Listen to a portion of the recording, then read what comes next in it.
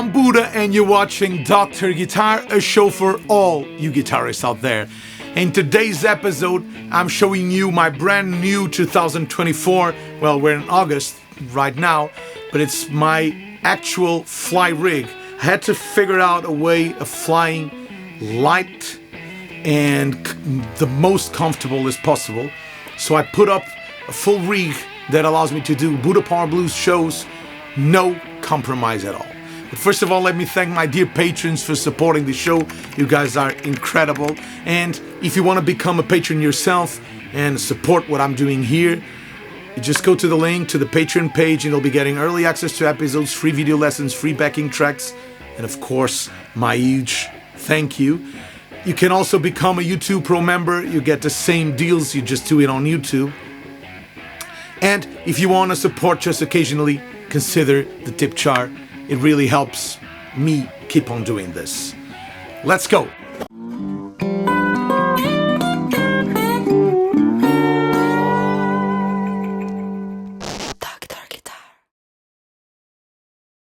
The last show I did with my last fly rig was in Luxembourg, in Differdange, in the great, beautiful Blues Express Festival. But my pedalboard was a pedal train junior, weighing more than 9 kilos, super heavy to carry on. Then I need two guitars at least, one main guitar and a second guitar, which is a Variax, a Line 6 Variax. Why a Line 6 Variax?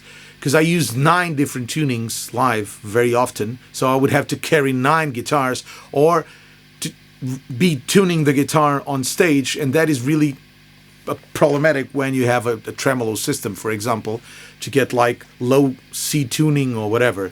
So I usually always carry 2 guitars, one my Negs Chop Tank or my Fulltone signature guitar, 2 my Variax for the alternate tunings. I just got this James Tyler Variax made in Korea. This is the strat style guitar with 3 single coils. But it is a Variax, as you can see. So you have all your tunings here in the Variax. The headstock was really ugly to my taste, really modern and heavy metal looking. So I asked my good friend João Oliveira from Clínica da Guitarra, is actually the guy who built me my Roids, my beautiful Roids, the Tele thin line looking guitar, to reshape the headstock. So we did this beautiful headstock right here, and he engraved my name on it, my signature on it. And he swapped the 3 stock pickups by my Blue Special Lindy Fralin, which means I have my regular strat sound with a Variax guitar. I'm using this Crate George B strap. I love the straps. I'll be doing an episode on the straps because there's a great guy building it in Portugal, and beautiful straps. So let's go back to the guitar. I have the tremolo system, regular strat, sounds like this. Oh, by the way, I'm always playing stereo. Now I'm using the Matchless DC30 and the Falcon Grande. Now they're both mono because I have no stereo effects.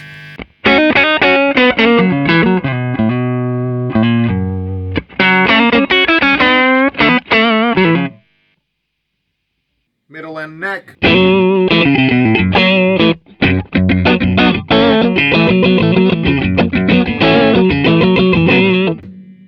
Middle. Middle and bridge.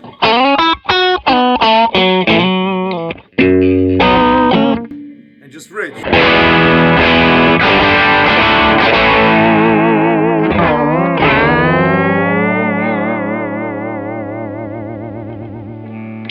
So it's a killer strat. It has locking tuners, and João also did this beautiful reshaped of the back of the headstock. Great scale, great guitar. A new pickguard, because the other pickguard was really pointy. I prefer this. This looks more like a strat. Actually, on this show I did right now in Eventide Terra Blues, a festival in the Azores Island in São Miguel, the promoter came to me and said, "Man, that strat sounds killer." Yeah, this is not a Strat. It's a chain styler Variax with Lindy Fralin, but it sounds like a Strat, so it's perfect. So I'm now only carrying one guitar, which is really easy, and I'm carrying it on my mono gig bag. I put it on my back. It travels on the plane with me. Perfect. And guitar-wise, I'm covered, but I have the Variax system also, so I can do like baritone.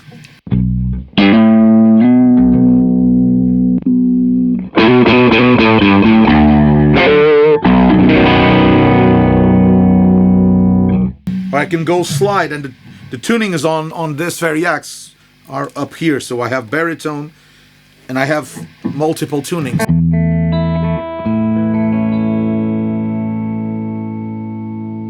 I can use this beautiful slide Fischinger gave me.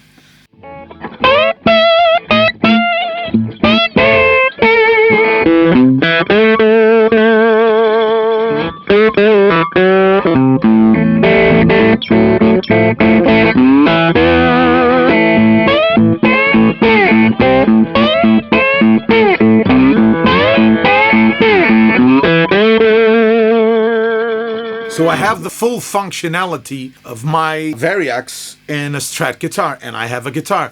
Now this became my Variax guitar for Budda Blues because I play single coil Strat style guitars, either the Nags or the Fulltone Signature. They're both Strat style. So I'll be bringing this one as a spare, but also as a Variax, so I'll only carry two guitars. Then I built a really small pedal board, and the game changer for this was the Eventide H90. I was thinking about putting it in my big pedal board. It's a Pedal Train Pro, very large, very big, but I got a way of dealing with it for a live rig. So let me show you the pedal board. On the pedal board, I'm having the Miesnieks X, which is a double overdrive. Basically, you have volume, tone, and drive controls, the first three on the left. This is what you have been hearing. I'm playing always with it on.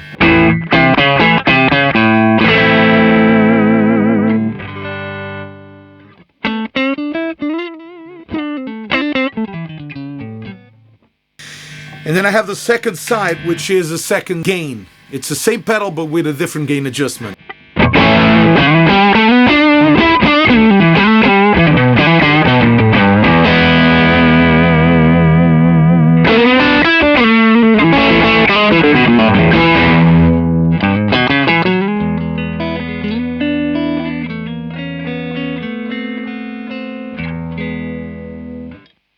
And I can adjust it with my guitar volume, so I can have my clean tones.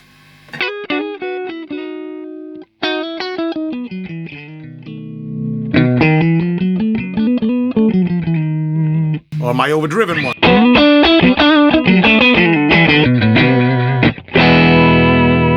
Then I have an OctaFuzz. I need a fuzz, I need an OctaFuzz.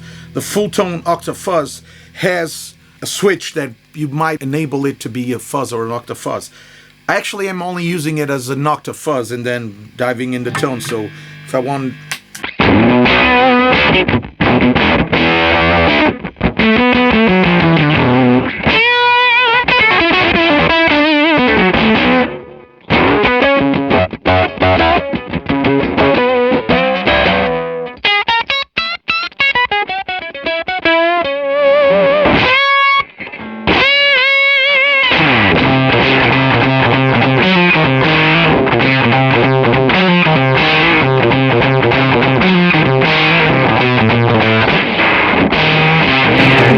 I could use just the fuzz.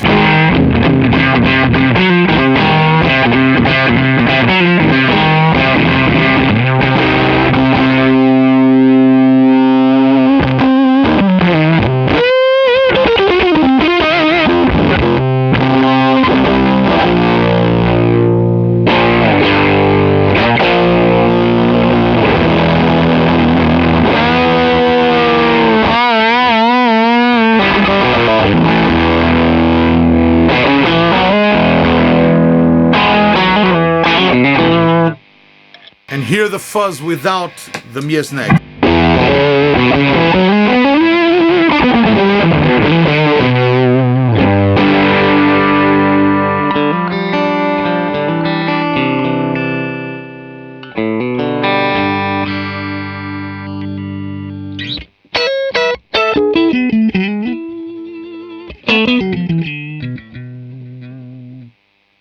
It has a great cleanup, and I can use it like for 1 in a Million song, for example. It is a very filthy song where I use the ZVEX Fuzz Factory.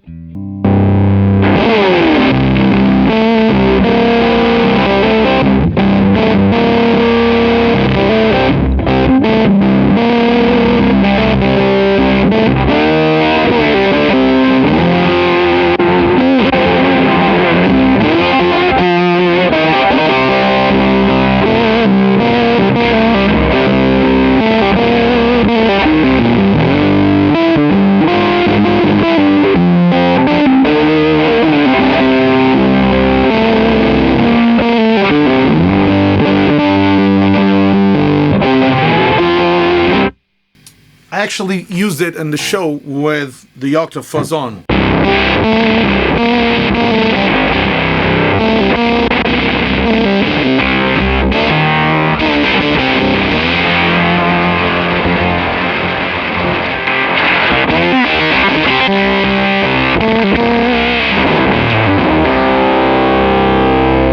This is a great thing about this guitar. I'm actually playing open C, which is C, G, C, G, C, E.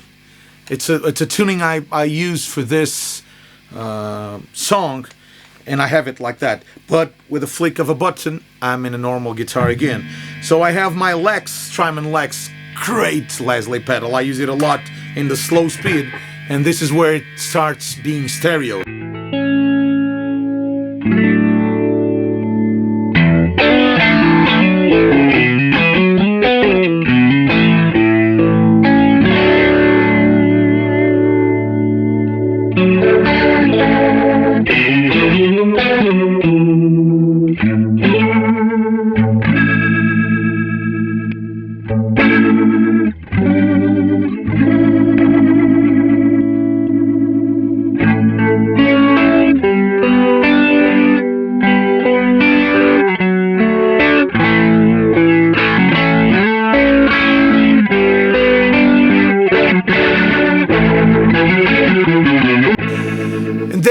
I have the H90. The way I used it is I programmed it to start on song number 21, because the downfall of this pedal is that you can only use 2 algorithms, 2 effects at the same time. I occasionally use more, like I use a Leslie, a reverb, and a memory man kind of delay. The Leslie already gives me an instant Leslie whenever I want to use it and whenever I feel inspired to. So the way I figured it out, I mapped out the songs of the set lists, and I think, okay, here I need a slapback and a reverb for the whatever, slapback for the verse and a reverb for the solo. In here I need a big delay, and then I need just a reverb. So I mapped it out, and song 21 is actually my first song, preset 21, which has a memory man and a spring. Then you can hit perform knob with your feet, and you have memory man here, spring reverb here, tap tempo here. What a perfect one. So this would be So Long, the song So Long. It starts with a slow Leslie.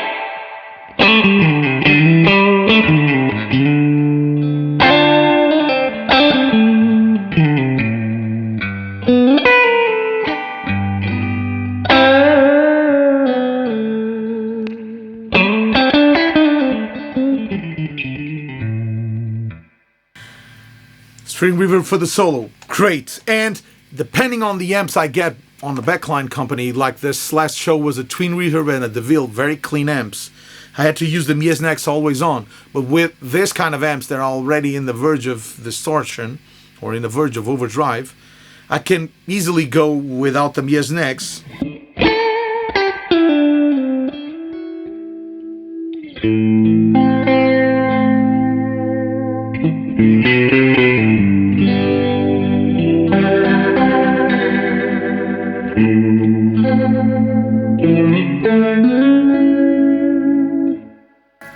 And one of the things I love on this Lex Strymon is that when you make it be fast or slow, it has a rate. It doesn't go directly to slow speed or to high speed. It goes gradually. I love it. Like slow, pay attention to it.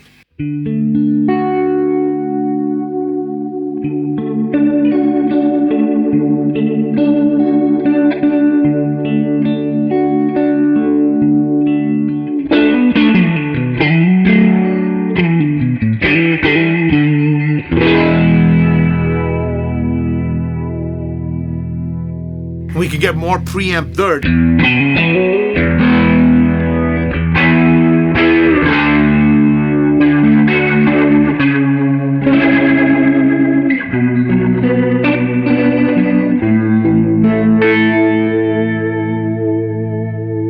this Leslie is incredible.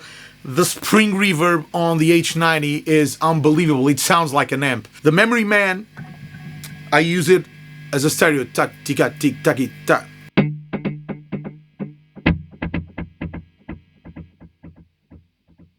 And I can use it with tap tempo to change it.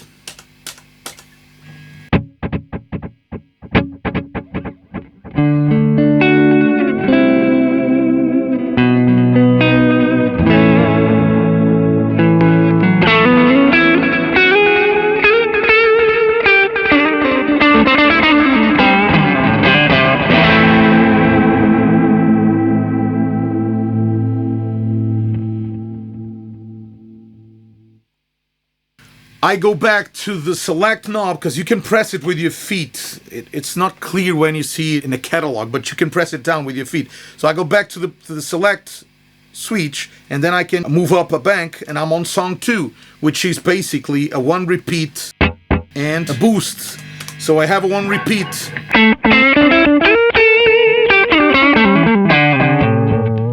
Which is actually for I Want to Please My Baby song.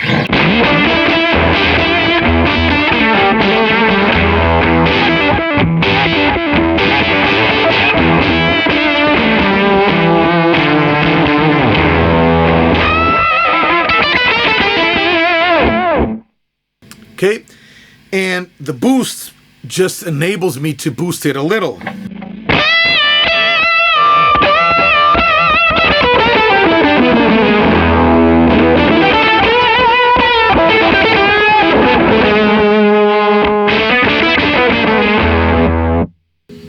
It's called Leo to Les, which means like transforming a Strat into a Les Paul, basically more thick mid-range and a little more volume. I'll go back and I have song number 3, where I have a Memory Man.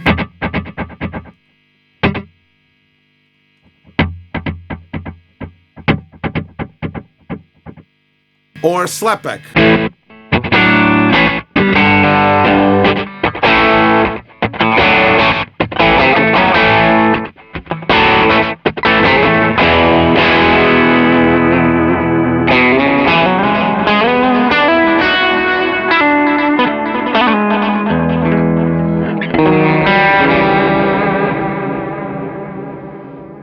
And so on. It's incredible. Not having a Univibe, although I could use a Univibe on the H90, but not having a Univibe, I can use the Lex in a slow speed, and it mimics like that phasey craziness of the Univibe.